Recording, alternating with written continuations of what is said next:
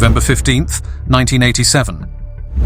Continental Airlines Flight 1713, carrying 82 people, was bound for Boise, Idaho. On board, passengers were eager to escape the snowstorm.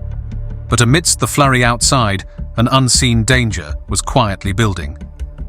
Before takeoff, the plane was de-iced, but heavy snowfall quickly returned. Delayed on the runway, the DC-9's wings gathered more snow and ice, a deadly mix that went unnoticed by the crew.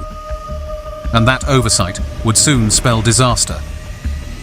Seconds after leaving the runway, the aircraft veered violently. The wings, coated with ice, couldn't generate lift. The plane rolled left, slammed into the ground, and shattered upon impact. Fire and chaos followed. Of the 82 people on board, 26 survived. Pulled from the wreckage, they were left to face the cold reality of a tragic crash. Survivors, badly injured, were lucky to escape with their lives, but for many, the emotional scars would last a lifetime. The National Transportation Safety Board blamed a mix of pilot error and icy wings for the disaster.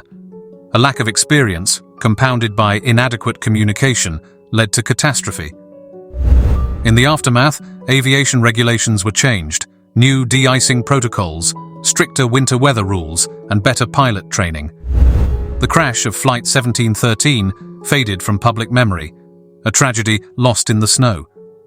But the lessons it left behind still echo today, keeping thousands of flights safe through storms.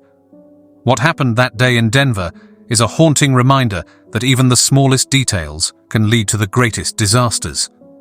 Like and subscribe for more forgotten stories of the skies.